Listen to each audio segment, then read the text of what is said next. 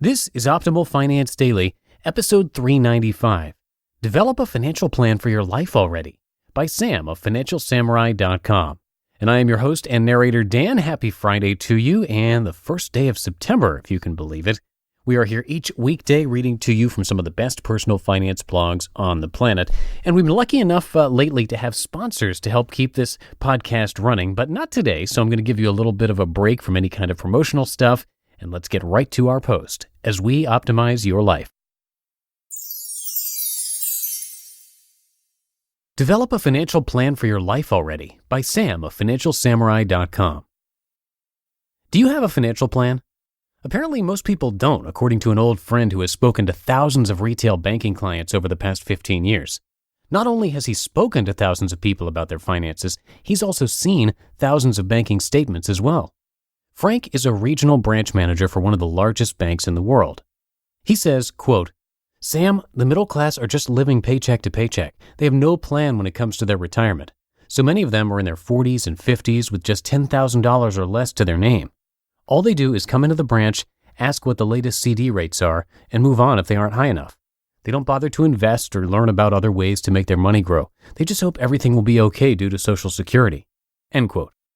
Hope is a very strong feeling that helps us get through many obstacles. But when it comes to our finances, let's not leave them up to chance. It's important for every one of us to come up with a financial plan. Let us financially plan. The reason why more people don't plan is because people just don't know where to start. There's also a strong level of procrastination because there's no clear immediate reward. Let's go through 3 simple steps to help anybody get started with a financial plan. First, make a list of financial goals by a certain age. It's important to have the age in there because it provides a deadline. Without a deadline, there's no sense of urgency. Here are some examples of common financial goals for people at various ages. Graduate college by 22. Buy a home with 20% down by age 28. Save up $100,000 by age 30. Pay off all student loans by age 33. Get married by age 35. Have children by age 38. Achieve a $500,000 net worth excluding primary residence by age 40. Develop 3 income streams making $50,000 a year before taxes by age 45. Pay off mortgage by age 55. Achieve a $1.5 million net worth by age 60. Second, find out where you are on the progress meter by assessing your current financial situation compared to your goals. Take a look at these examples from the examples above.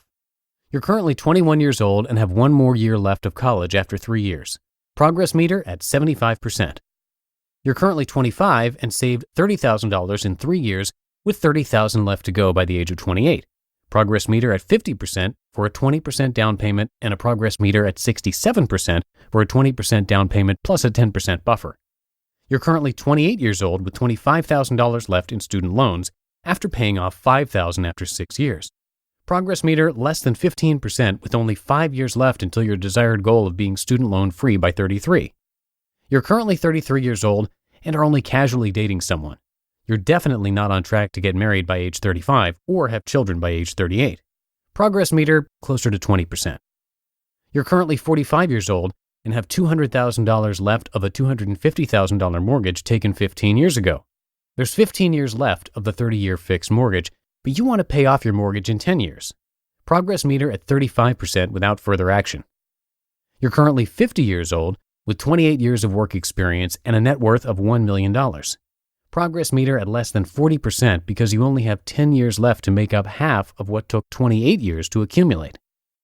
The final step of your financial plan is to prioritize the top 3 financial goals and come up with specific action steps to take to make up any shortfalls. Your top 3 financial goals can also be arranged as the top 3 financial goals with the greatest shortfalls. Let's say you're the 25-year-old with $30,000 in savings and a $60,000 a year income in this example.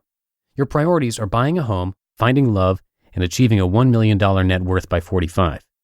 In order to buy a $300,000 home by age 28 with 20% down and a 10% cash buffer, you've got to save another $60,000 over the next 3 years to comply with my 30% rule for home buying. The math is therefore $20,000 a year in non-401k and non-IRA savings. You could continue to max out your 401k by $18,000 a year, leaving you with $42,000 a year in taxable income. But in order to save $20,000 a year in non-tax advantageous accounts, you'll probably have to reduce your 401k IRA contributions. Sacrifices will need to be made if your income stays static at $60,000 a year.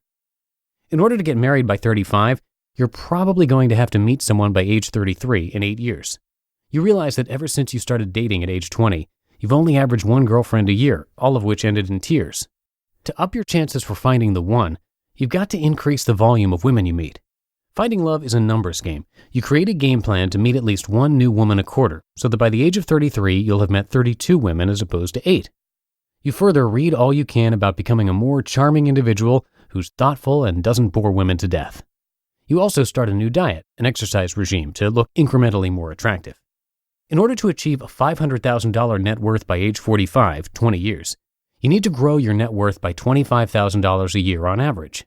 With an existing $60,000 gross income salary and the desire to save $20,000 a year for a home, you're not that far off. The solution is to create a pro forma spreadsheet of what happens to your income, savings rate, and investment returns after the age of 28 when more cash flow is freed up to invest. You should create 3 different scenarios: blue sky, realistic, bad case, of your income level from ages 26 to 45, and adjust your savings rate and investment returns accordingly. The main financial goals. The most common financial goals will revolve around paying down debt and achieving a certain net worth by specific times. The ideal financial scenario is where you experience zero financial stress as soon as possible and no later than your desired retirement date. Zero financial stress always entails less debt and larger amounts of cash flow. Therefore, one of the best goals everyone should strive for is to retire with zero debt and generate passive income equivalent to your average annual gross income during your working career. If you can do this, you'll be absolutely safe from financial worry because you'll have an extra income buffer since you no longer need to allocate part of your income for retirement. Once you come up with a financial plan that includes specific goals by specific times, you can more easily begin to take action. Try to start with the end in mind and reverse engineer your way how to get there. The hardest part is just getting started. You just listened to the post titled "Develop a Financial Plan for Your Life Already" by Sam of financialsamurai.com. And because it is a Friday, I'm going to keep this nice and short for you going into the weekend. We've had some wonderful sponsors help to keep this show running, and I'm going to give you a break from that stuff today. But thank you again for being a subscriber and a regular listener. You have all played a huge part in motivating us to keep going. So everybody have a great weekend, and I will see you on Monday where your optimal life awaits. Hello, Life Optimizer. This is Justin Malik, creator and producer of this podcast, but also Optimal Living Daily, the show where I read to you from even more blogs covering finance, productivity, minimalism, personal development, and more from incredible bloggers like Derek Sivers, Zen Habits, Mark and Angel, The Minimalists, and all the ones you hear on this show too. So if you enjoyed today's episode and like taking amazing blogs on the go, come on over to Optimal Living Daily and subscribe to that one too.